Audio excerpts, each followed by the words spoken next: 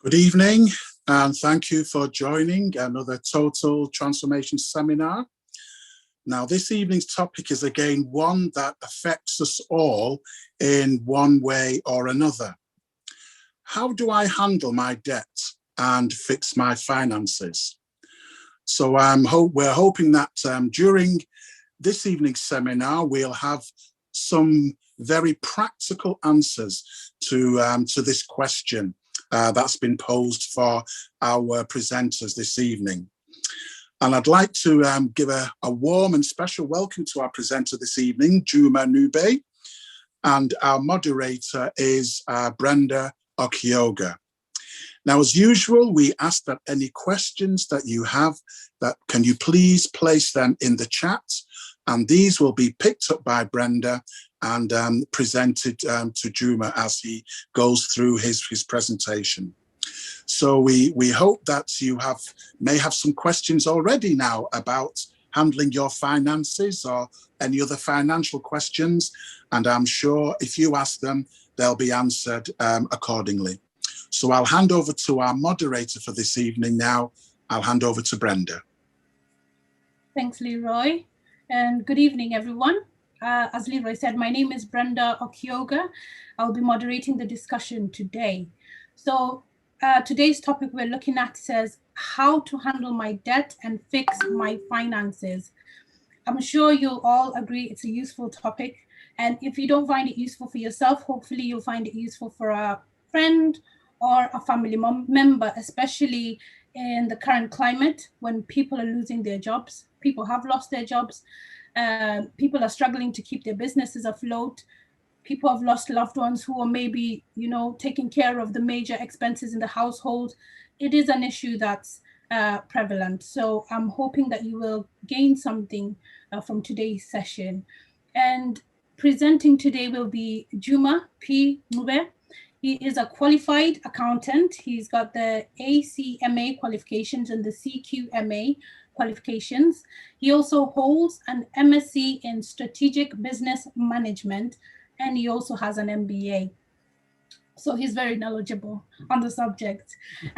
He has spent over 30 years of his career working in the corporate world, holding various roles in finance, accounting, and compliance.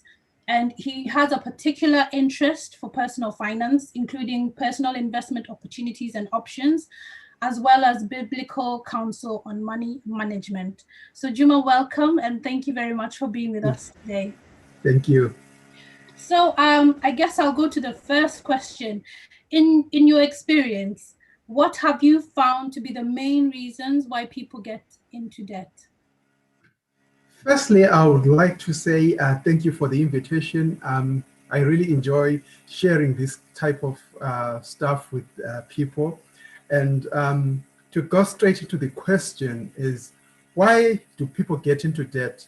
I want to say, first of all, I know many times when we hear someone is in debt, we tend to be judgmental and we tend to think it's all their fault. It's because they've been careless, they've made mistakes. But I would like to say, before you become judgmental, slow down a bit, because people go into debt for many different reasons. Sometimes it is the everyday things in life. For example, loss of employment. For example, sometimes when people have children and they see their circumstances change. Sometimes people get into debt because they found it maybe difficult when their circumstances change. Sometimes people have unexpected expenses that they did not plan for. So for all these reasons, people can be in debt. But also sometimes people are in debt because we like to overspend, or we like to we forget that there is a future and we spend all our money today instead of saving some. So one of the main reasons why people get into debt is because they lack an emergency fund. So for example, if you are dependent on your car to go to work, if it breaks down and you require £1,000 to fix it, and you'll find that you end up in debt even if you had not intended to. So maybe if I can extend that answer just to say one more thing. What I have found to be the most effective cure for against going into debt is having a personal budget. If you're budgeting your money, you are unlikely to go into debt. Okay, thank you very much for that answer. And I've also noticed, like, with a lot of the, so to say, effects of death that come through loss of a loved one, or maybe health issues or things like that that cannot be controlled. There's things like insurance, you know, protection, life cover, income protection, critical illness cover that also prevent such eventualities when those things happen. So yeah, thank you for that answer. And leading on to my second question, is all debt bad debt? The short answer is no, not all debt is bad. Let's maybe look at good debt first. I would say a mortgage, for instance, I think that's a good form of debt, because to me, buying your own home is better than renting a home for life. Of course, there can be circumstances where renting is good, but if you get a mortgage, I don't think that's bad debt. Another form of debt, which I don't think is bad, is when you finance your education, because you are investing in yourself so that you improve your future earnings. So going into debt to improve yourself might not be that bad. But having said that, there's a caveat. Sometimes we see students going into debt because they are living lavish lifestyles at university and they borrow a lot. By the time they finish their courses, they are owing thousands and thousands of pounds. That is bad debt.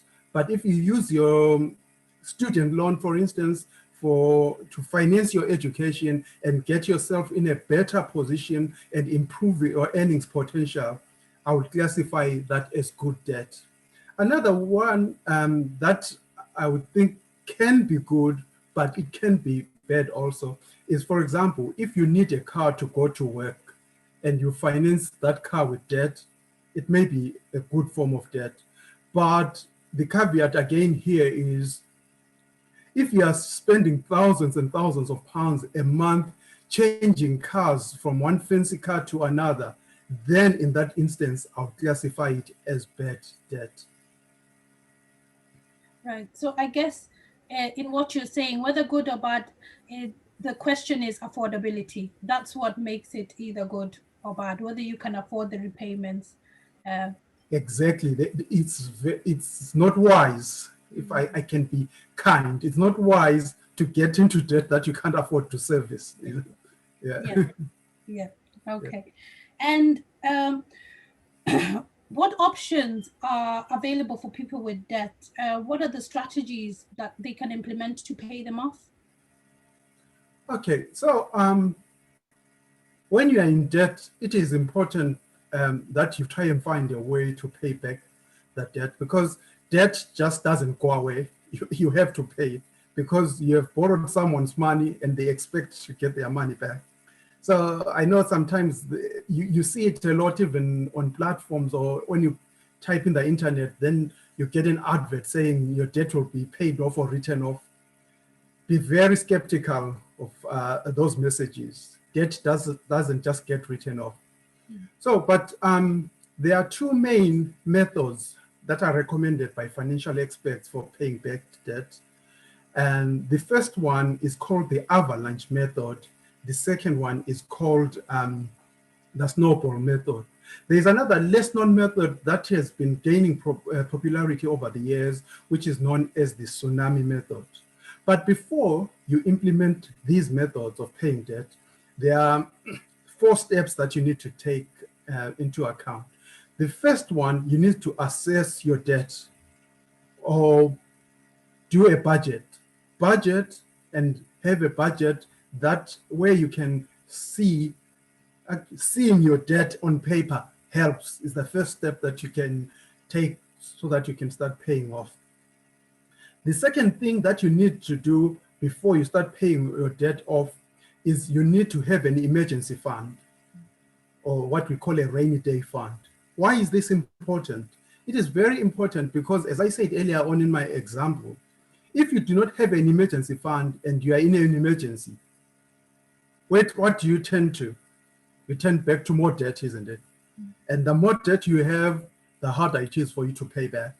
So number one, budget, assess your debts. Number two, start an emergency fund. And then number three, list all your debts. List all your debts and have them on paper. See, I've got a credit card debt. I've got a car debt. I pay so much a month. The interest rate is so much a month.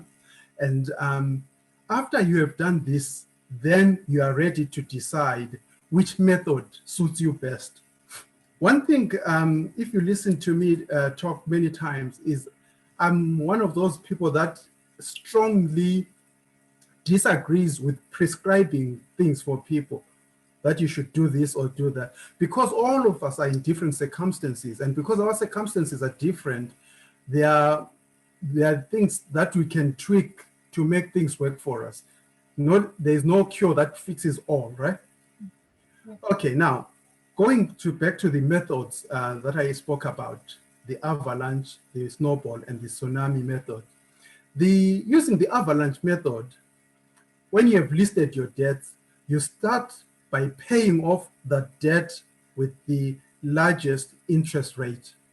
Why is this important? It means overall you pay less because you are targeting the debt that will charge you more interest than any other debt. So you pay all your debts as normal, but the one with the largest interest rate, you pay extra on that. It's called the avalanche method because once you start doing that, you'll see your debts crumbling like an avalanche. The second method, the snowball method, which many financial advisors recommend, they say instead of paying the debt with the largest interest rate first, you pay the debt with the smallest balance first. Why is that? The disadvantage of this method, of course, is at the end of the day, you pay more than someone who uses the avalanche method. But what psychologists have discovered is when you gain small victories, you are more likely to keep working on your debt. So the snowball method gives you that opportunity when you pay the debt with the least balance, and then after a month or so, you know you're one debt less, it motivates you to keep going. The tsunami method is quite similar to both methods, but the difference with the tsunami method is you target the debt that is worrying you most. For instance, let's say you have borrowed £1,000 from your mother and she's calling you every day and reminding you. While she's not charging you any interest, the fact that emotionally it's hurting you that your mother is calling you regularly to remind you of the debt, so you start with that debt. That's how these methods differ. So in a nutshell, those are some of the ways you can start getting rid of your debt. Thank you. You mentioned about emergency fund, having an emergency fund in place. Is there a specified amount or a general minimum that people should hold in an emergency fund? And as I said earlier on, because we are so individual, it depends on some financial advisors, they recommend that you have at least £1,000 saved away, at least £1,000. But that's not ideal. That's kind of like the minimum. For example, if you've got, let's say, a mortgage where you are paying £1,500 a month, and you only have £1,000 in an emergency fund, you can see that that's very dangerous, isn't it? Yeah. But what is seen as ideal, the ideal, and again, remember, it takes time to build these things. The ideal is if you could have 12 months worth of your monthly expenses. If your monthly expenses are, say, £2,000, and you have £24,000 saved away, then in case of an emergency, you are not really worried, isn't it? Even if you lost employment, that means you can afford not to work for 12 months. Again, these are ideals, but we know it's not very easy to reach those ideals. Some financial advisors recommend 6 months, some 9 months. So, but the more you have saved away, the better. Yeah. Yeah, thank you for that. There's a couple of questions that have come through in the chat. So the first one says, if I get a cheap interest, so if I get cheap interest on a loan or a credit card, can I borrow and then invest the money that I've borrowed? It's you could, but it's dangerous. You know why? Because interest rate that you earn is normally less than interest rate that you pay. So if you are able to invest, if you are able to borrow cheaply and be able to invest it, you could benefit. Let me give you an example. If you're borrowing on a credit card today in the UK, on average, the interest rate is 18%. But if you save your money in a savings account, on average, the interest is 0.01% per year. So you can already see that disparity. But if you are talking about investing in the stock market, it could be, you could make a good return. But remember, also even on the stock market, on an annual basis, the returns are roughly between 6 and 12%, depending on what stocks you have invested in. So yes, you could do that, but it's not guaranteed that you will make a good return. It's dangerous. In fact, it's very risky, because even when you invest, sometimes you lose money. I've put money in an investment and over time lost money. But so the trick about investing, you must remember that when you are investing, you're putting money in the long term. You're looking at a period of 5 to 10 years minimum. Whereas when you borrow money on a loan, you're expected to pay much sooner than that. Yeah, thank you for that. There was another question that came through. Is it wise to go for debt consolidation? Yes, it can be. It can be, especially if you can't afford to pay your current debts. It can help to pay to consolidate your debts. But remember, there's always a downside. Yeah, and the downside to that is when you consolidate your debts, it depends on how you consolidate them. Let's say, for example, you've got 5 credit cards, right? And you decide to consolidate and have 1 credit card. The advantage can be that you pay maybe less interest and your monthly outgoings will be reduced. But the disadvantage is you could pay a higher interest rate, and also because it's consolidated, it means you're going to pay less monthly. When you pay less, that's one thing that I always remind people is when you are talking of loans, the less your repayments are, the more expensive it is to you.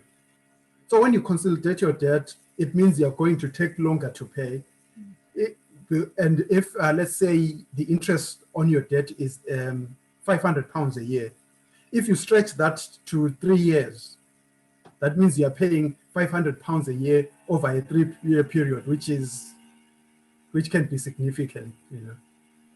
Yeah, thank you. And there was another question. If you have a credit card and only pay the minimum payment, the debt seems never ending as the interest is added each month. Which method from the ones you've spoken about would you recommend to clear this debt? Okay, and that's right. Actually, I did a video on this, that if you pay the minimum on your credit card, it can take between 16 and 26 years to pay off the credit card if you just paid the minimum, depending on how much it is and how much interest you are. So it can take between 16 and 26 years to pay off that credit. Even if the balance was small, let's say you took a credit card for £500 and paid just the minimum. After 26 years, you'll still be paying. And you can imagine how much interest that will be. Maybe if you are interested, if you just go on your bank website and type credit card interest calculator and enter any amount and see how long it will take to pay off. So the second part of the question was, which method is recommended to paying your credit card?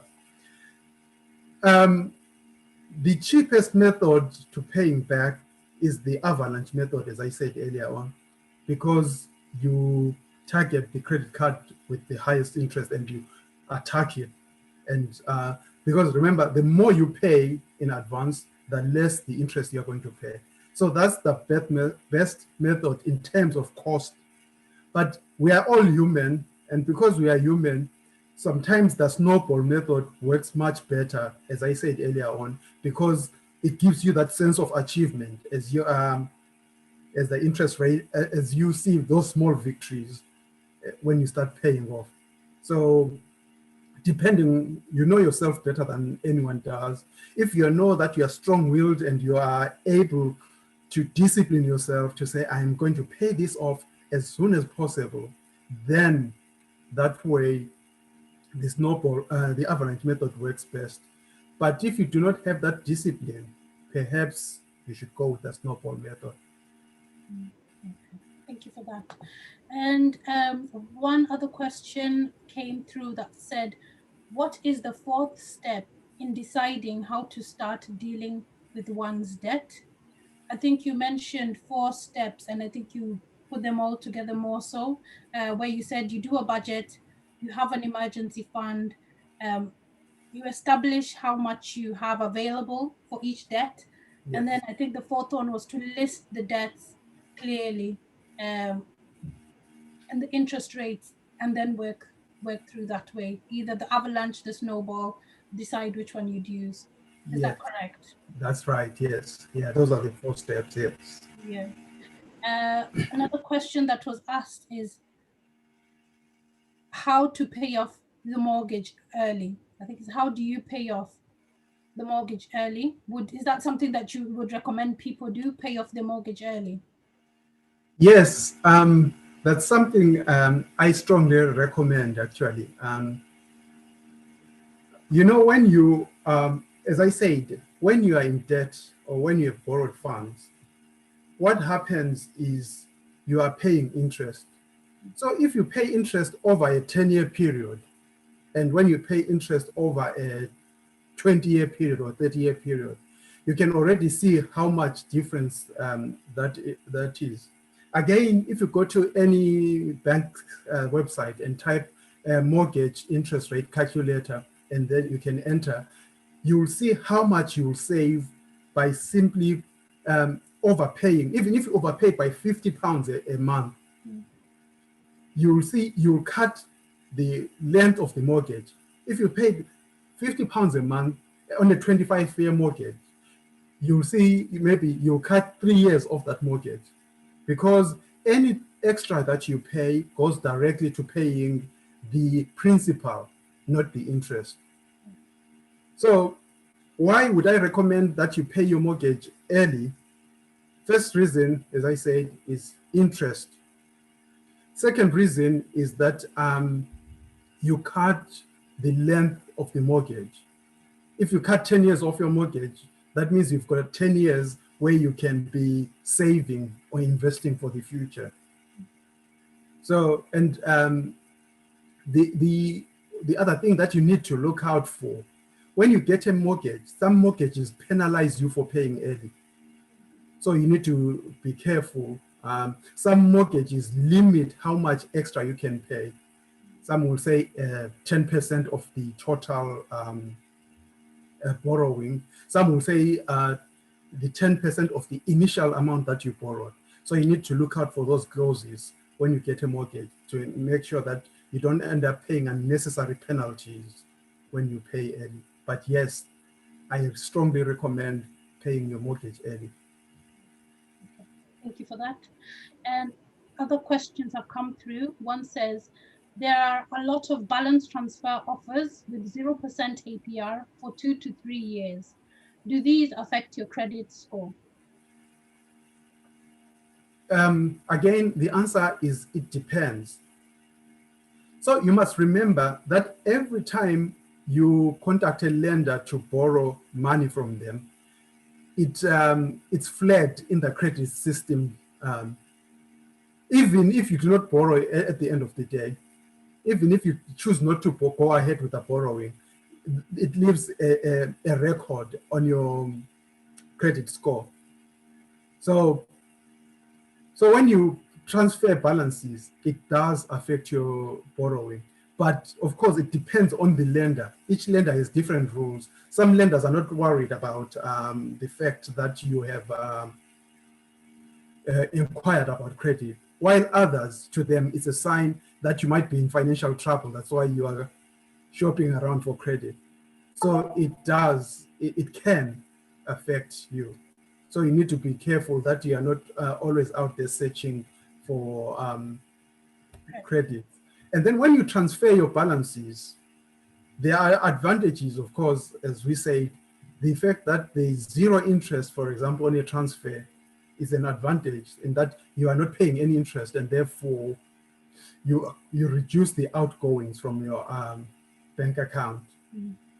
But you be extra careful and make sure that you don't arbitrarily keep shifting from one credit card to another, transferring balances, because in the long term, yes, it will affect your score. And maybe just to highlight the consequences of affecting your score, it means you are less likely to be given any credit in future. Secondly, if you are given credit, you borrow at a higher interest rate. That means you have to pay more for whatever credit that you have. So that's why I would recommend that you are extra careful, that you are not always trying to transfer balances and all. But if it's a once-off thing, it can be beneficial, yes. Okay. And there is another question here. How do I manage black tax whilst managing my personal finances? That's an interesting subject. I answer this question as from a Christian perspective. As a Christian, you are expected, or God expects us to be helpful, to be generous. Scripture is full of verses that say that we must be generous, that we must be helpful, that we must try wherever we can to assist those that are less in need. Micah 6 verse 8 is one particular one. So, but I think the trick, whenever we're talking of financial issues, of money issues, the trick starts by having a budget. If you know that you've got people in the family that need your assistance, make sure that you already include them in your budget. But I will go on to say, I don't think it is wise to go overboard and go into debt and end up struggling yourself when you have given out so much that you can't even meet your personal expenses. In Philippians, Paul called people that fail to take care of their families to be worse than infidels. So it's a question of getting the right balance. Start budgeting, include all those known costs in your budget. And then when you have done so, it will be much easier. I hope that answers the question, but I know it's a tricky one, that one. Yeah. I think it does answer the question. And the next one here says, if I'm in debt, how can I still save for the future? Okay, so again, I've done a video on this particular one. You know, when you want to start saving, you must, first of all, what I personally recommend is that the important thing is not how much you save, but that you are in the habit of saving. That's the most important thing. Even if you are in debt, if you teach yourself to say, I'm going to save £5 a month, and you maintain that, and you are that disciplined that you are saving that £5 every month, it's more important than how much you save, because you'll find out that once you're in the habit, you'll be able to increase your savings as you get into the habit. Because many times people think saving is an extra optional, but saving should not be an extra optional. It should be part of your lifestyle. It should be part of the fabric of your financial management or your money management. So don't leave savings for the day, one day when you think you're going to have a lot of money. And in fact, people are rich because they save. They do not save because they are rich. So you must remember that the habit of saving is more important. So my personal recommendation is everyone, if you have not started saving, start this week or this month. Say this month, and regardless the fact that you are in debt, if it needs be that you save £5, £10 or £20 a month while you are clearing your debt, get into the habit. Starting the habit is much better than the amount that you are able to save right now. Yeah, thank you for that. And one last question here in the chat was, each month I'm using my overdraft and it just seems like a never-ending cycle. How can I break this cycle? Overdrafts and credit cards are actually the same thing, known by a different name. They work almost very 100% similar. Maybe the slight difference is that the overdraft is already available in your account. So again, to get rid of the overdraft, follow exactly the same steps that we used to when we spoke about how you can get rid of debt. Exactly the same steps. Budget and say, okay, how much do I want to pay off? If, like, for example, you have £1,000 in overdraft and starting paying off £50 or £100 a month will go a long way into getting rid of that overdraft. One more thing that I would add to that is that have a specific time period. Give yourself a time period. Again, I've done another video on setting goals, which we say your goals must be SMART. SMART is an acronym which stands that they must be specific, they must be measurable, they must be attainable, they must be relevant, and they must be time-bound.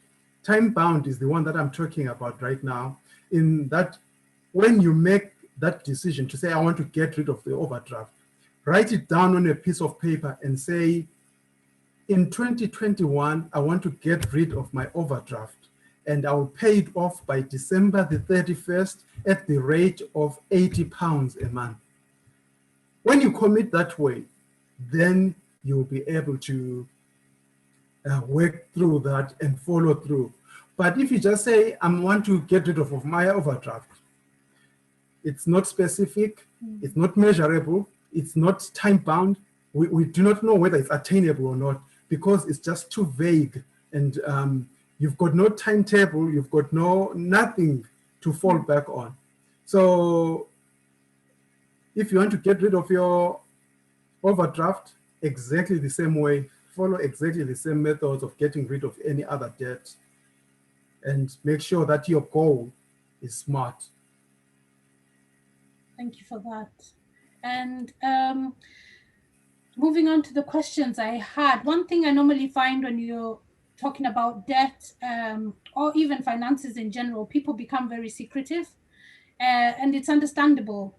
But what advice would you give to anybody who's struggling with debt in silence? And if somebody is in a position where they are unable to pay their debts, what steps would you advise them to take? Are there any debt counseling agencies that can help? Yeah, okay. First of all, rule number one when you are in debt crisis is do not suffer in silence. It is not good for your mental health. It is not good for your physical health. It is not good it doesn't help anyone. It doesn't help anything. Being secretive and just suffering in silence will not resolve the problem.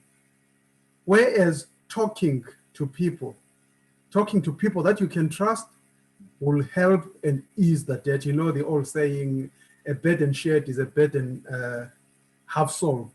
If I share just talking to someone, even if they are not able to assist, pay the debt, but it takes off half the burden already. But secondly, if you are struggling with debt, I would recommend, there's a website called Money Saving Expert. Money Saving Expert.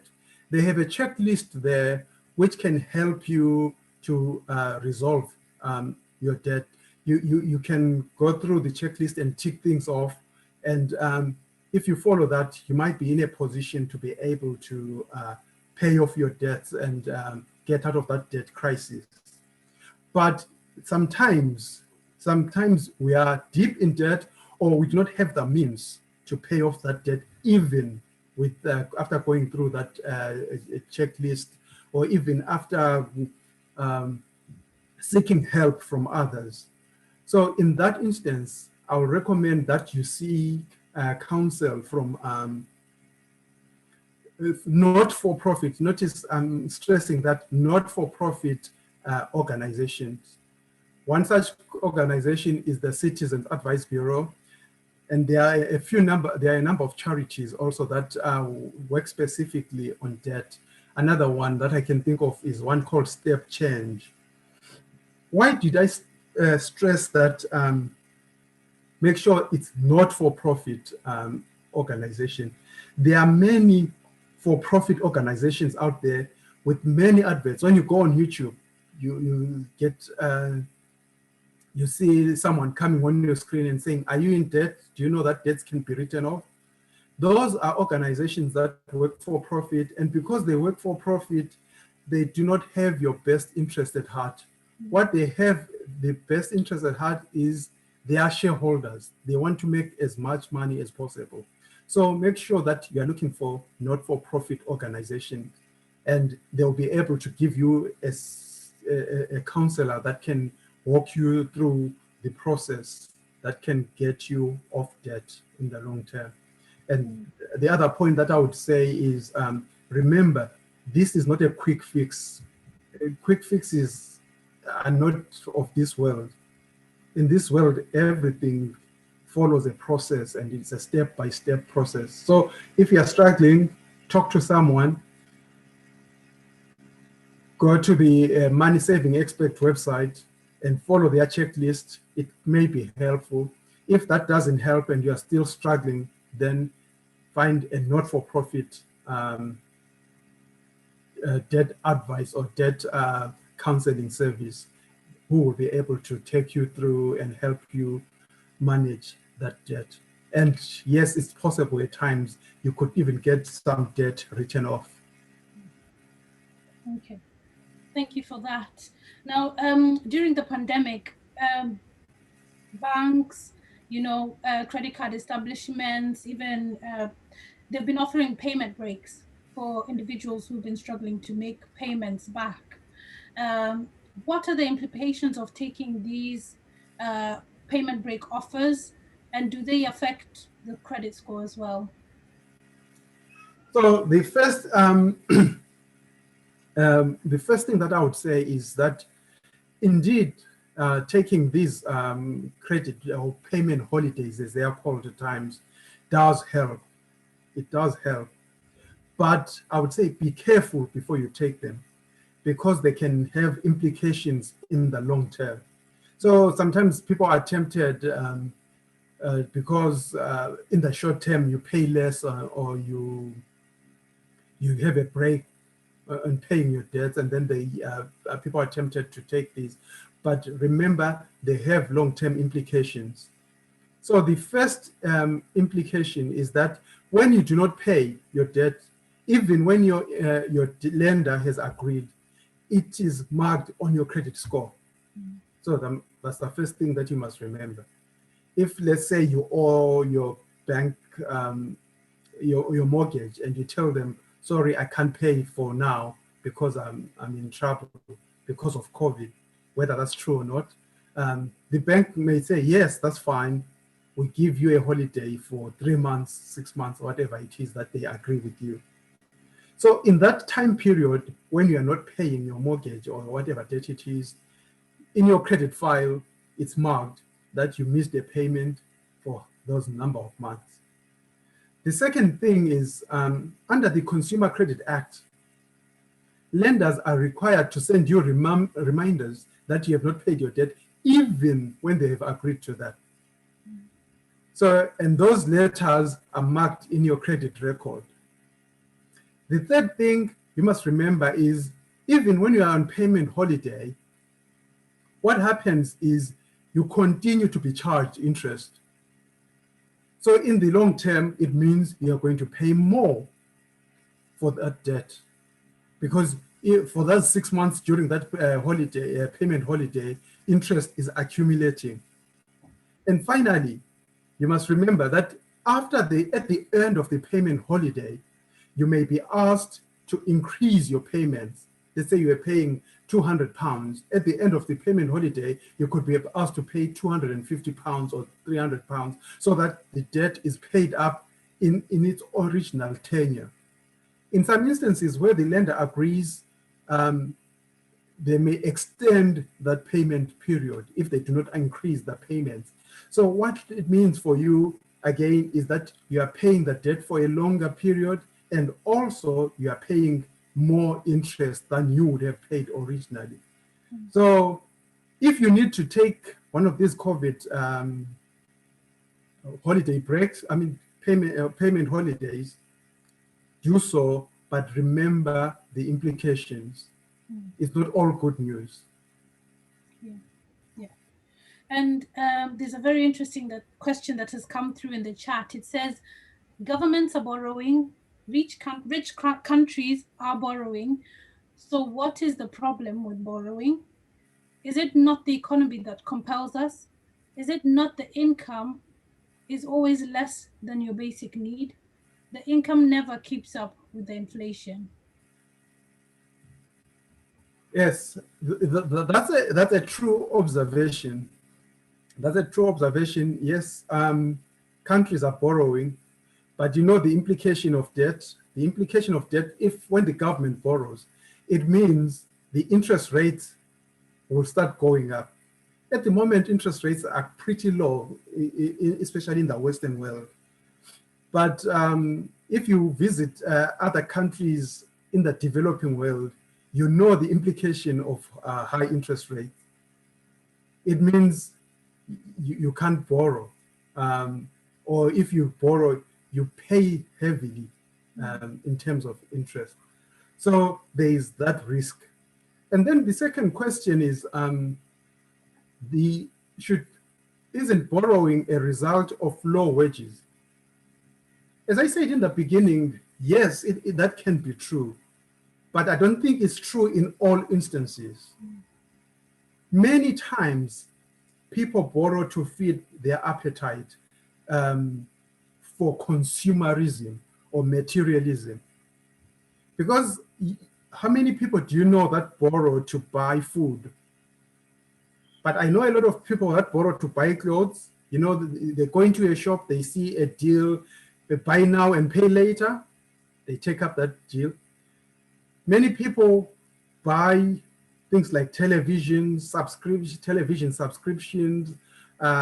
Xboxes, PlayStations, things like that, just feeding so that they can keep up with the Joneses, if you like. So in that instance, then I would argue that borrowing is not justified, because you can live without those things. And in fact, if you want them that badly, I would suggest that you save up to buy them.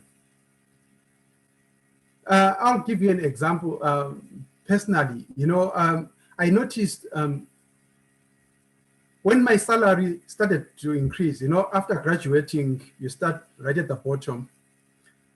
But as you work and get experience and you get more qualifications, your salary starts increasing. There was a period of time wherever my salary increased, I found myself spending more. And in fact, I found myself borrowing more and more because lenders were willing to give me more loans because my salary could cover them. And at the end of the day, I realized I had accumulated so much rubbish in the house, so many things that were in the house that I did not need, that I had bought on debt, that I did not even need to take the debt to buy those things. So there was a time where it was a wake-up call for me to say, wake up, can you see what you're doing? And then I decided I was going to pay off all the debts and never live on debt instead save up, and if I badly want something, then I buy it from my own savings rather than borrowing to buy those things. And it is true for many of us. The more we earn, the more we borrow, the more we spend. Because if this were true, if the fact that the salaries are low were true, it means that only rich people would be able to live. But it's not only rich people that do live, even poor people do survive, and many poor people have never borrowed in their life. They have avoided borrowing. Yeah, thank you for that. Another interesting question has come through as well. It says, are we not demonizing the poor and low wage and people on low wages and calling them irresponsible while not understanding their circumstances? Is it not many decent and sensible people are in debt? Okay, as I said, remember in the beginning, I did say that we should not be judgmental when people are in debt. So it is true that there are many people that are in debt, not because they are careless or not because they don't budget, not because they are greedy for things. It is true. But sometimes even the poor people, they try to get things that they do not really need. There was one article that I read, I can't remember, I was preparing for a presentation, and I found one article that was very, very interesting. It said, you know, people that earn £15,000 a year or less, on average, spend £1,000 on Christmas gifts for their children. On average, £1,000. But richer people who earn over £250,000 a year, on average, spend £50 on their children's birthday present, Christmas present. So imagine someone who is earning £15,000 spending £1,000 on a Christmas present for their child, whereas someone earning £250,000 only spends £50. Can you see the proportion as a percentage of their earnings, the disparity there? So yes, it is true that sometimes the government and employers do oppress the poor by paying them low wages. But at the same time, if I'm on low wages, I need to make sure that I manage the little that I have so that I do not go into unnecessary debt and end up, because by the time, if you are in debt, you will find yourself losing more and more. Because remember, if I spend £1,000 on a television today that I don't need, if that television is repossessed, I will still pay the debt collectors. I will still have to pay the interest of buying that television, and I will not have that television at the end of the day because it will be taken away. When the bailiffs come, they take everything away. So at the end of the day, it is more expensive to live on borrowed money than to be very careful about how you spend your money. Thank you for that. So we've talked about debt, we've talked about the consequences of debt and the implications of it. But what strategies can you suggest to people to help avoid getting into debt? You know, one of the most underrated things in life is the maintaining of a budget. People underrate it. I found research by, I can't remember who researched it, but I found this paper which said in the UK, 35% of all adults admit that they have never done a budget in their life. 35. So that means 1 in 3 people have never done a budget. Those are the ones that admit. I don't know how many have never done a budget but do not admit. And another about 33% of people admit that they have done a budget on and off. So they will budget, and then after 6 months, they stop budgeting at all. And then maybe New Year's resolution, they start again. So that's the first thing that is very, very important. Your budget is your master plan. Because without a plan, there's nothing in this life that ever succeeds without a plan. So if you want to avoid going into debt, the number one thing, the very first thing that you must do, budget, budget, and budget. Sometimes people think that budgeting is for the poor, but no, the rich are more likely to budget than the poor. Second thing is, make sure that you maintain an emergency fund or a rainy day fund. As I said earlier, the reason why sometimes we find ourselves in debt is because we do not have an emergency fund. So when your car breaks down and you need £1,000 to fix it and you do not have it, what do? You have to go into debt. You have no option. So if you have an emergency fund, you will do yourself a great favor and you are unlikely to go into debt. Number 3, avoid impulse purchases. Avoid this buy now, pay later. Avoid borrowing finance to finance staple purchases.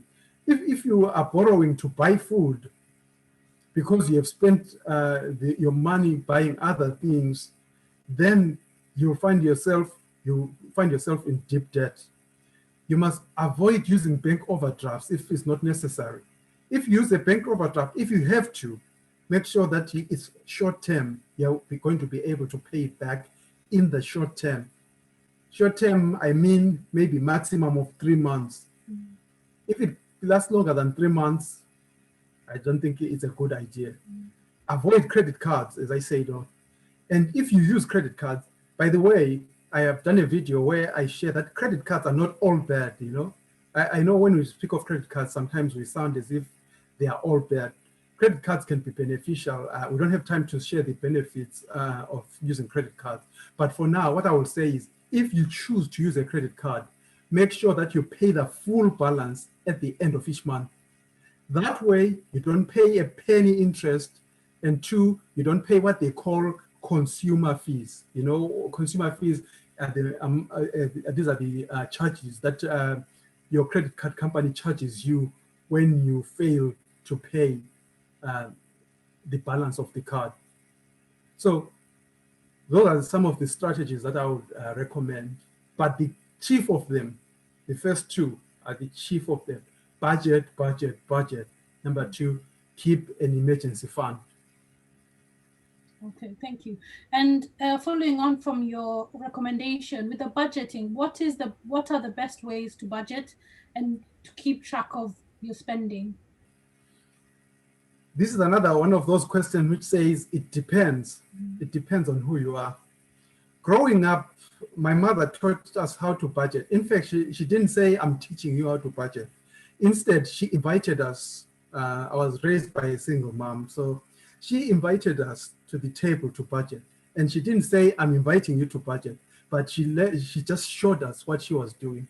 She had a few envelopes on the table, a notepad and a pen.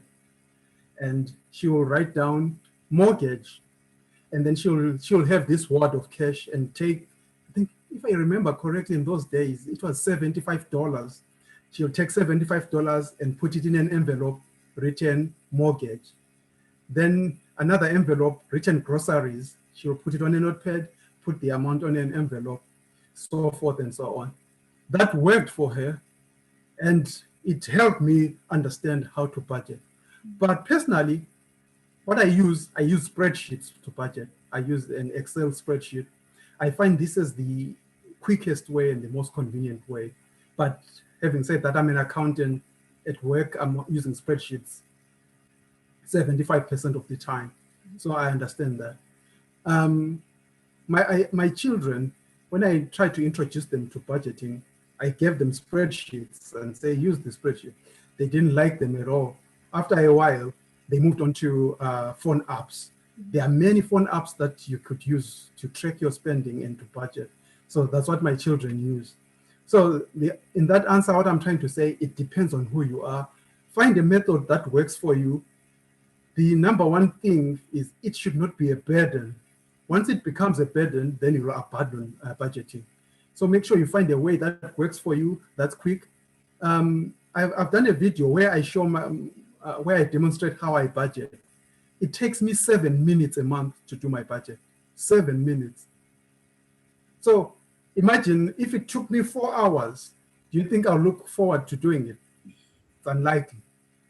But the shorter it is, the quicker it is, the more convenient it is for you, the better. Yeah.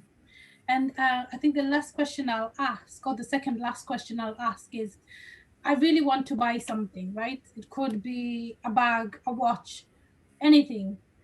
Why should I choose to save instead of making that purchase, which will make me happy at the end of the day? What difference will it make if I save it rather than buying it what I want? Okay, and I've used this analogy a few times in the past. Let's say today is your payday and you have £1,000 in your bank account. It means you're £1,000 rich, right? If you choose to take £500 from that bank account and spend it on a Gucci bag, you know what that means? It does not mean that £500 has disappeared from the economy. What it means is that that £500 has transferred hands. It has moved from you to Mr. Gucci. In other words, you're now £500 poorer because you have £500 less in the bank, and Mr. Gucci is £500 richer, which explains why he's a multimillionaire, because we keep transferring wealth from the poor to him, the rich man.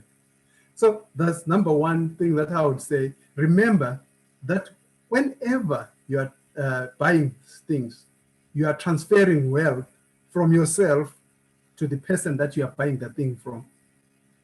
That's number one. You know, there's an old adage in money management, which says you must pay yourself first. You must remember this. Whenever you are saving money, you are paying yourself, because the money that you have saved is yours. You keep that money. It's your money. But whenever you buy, you are transferring wealth to someone else. So, but just to give you three reasons why you should save. Saving gives you financial freedom. It means you are financially independent. Every time if you have savings, when you want to go on holiday, you don't start scratching your head. You go straight into your account and pay for that holiday. Number two, savings give you financial security. What does that mean? It means you are able to comfortably meet some of those quarterly expenses. You know, sometimes things are paid quarterly or biannually or annually. Mm-hmm. Once you have saved money, it means you are able to buy those things without even thinking about it or worrying. Number four, when you have unexpected expenses, for example, your boiler breaks down, you are able to fix it without even thinking about it. And number three, the third reason why it helps to save is you can be able to take calculated risks. If you have 100,000 saved away, let's say, for example, and you decide to take a year off work, it means you can do that without even worrying about anything. It means that you can even choose to start your own business because you know you have savings. If you've got passion for something, you can decide to leave your work and start a business because you have savings. If the business fails, you're not going to suffer, but instead you are able to go into your savings and still be able to survive while you are taking that calculated risk. Thank you. And I guess the last question I'll ask is, you've mentioned your videos. Where are these videos? How can we find them? If you can let us know. Yeah, okay. Yeah. So yeah, I have a YouTube channel. It's called JP Financial and Accounting. So that's where I upload videos. Today, almost all the questions that we discussed today, I think I've covered them in some of those videos. So if you go on YouTube, JP Financial and Accounting, you'll be able to see some of those. And in many instances, they go into much detail than what we covered today. While you are there, if you subscribe, that will help me greatly. Thank you. Thank you. And another question has cheekily sneaked into the chat. It says, we notice the currency value goes down and buying power of the saving goes down. Then how is saving profitable? Because what I save now may not have value tomorrow. That's true. We call that inflation. What inflation is, the value of money, yes, does go down over a period of time. In the UK, inflation currently runs, depending on the method used to measure it, between 1.5% and 2.5%.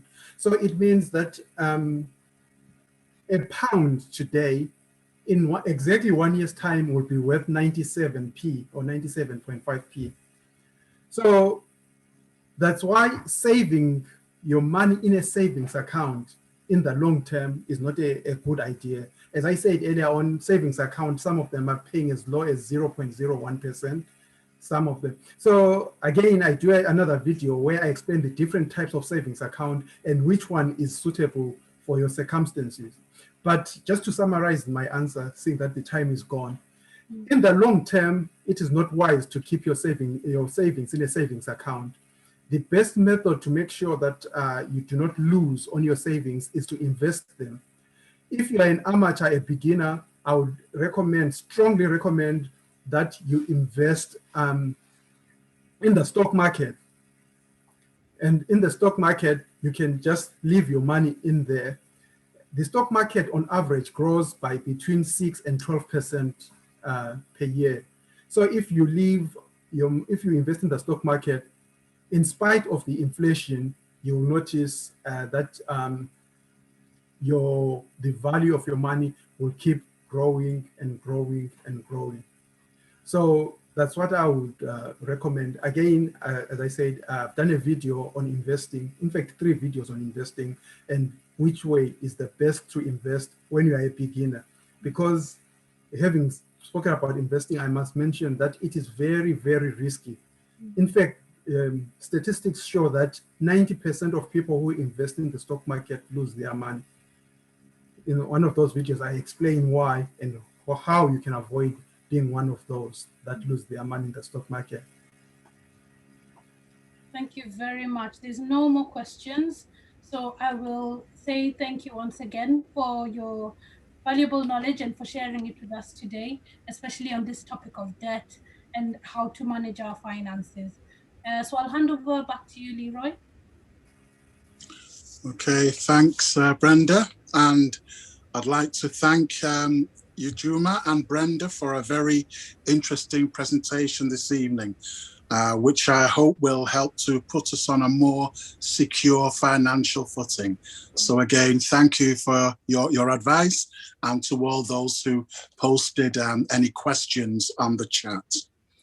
Now, next Monday is our final seminar, and you can see it coming up on the screen there. And next week's seminar is the impact of COVID-19 on our mental health and on the public's health in general. And that will be led by Dr. Beatrice Castrati, and she'll also be assisted by Andrea Edwards and also Juliet Sweeney.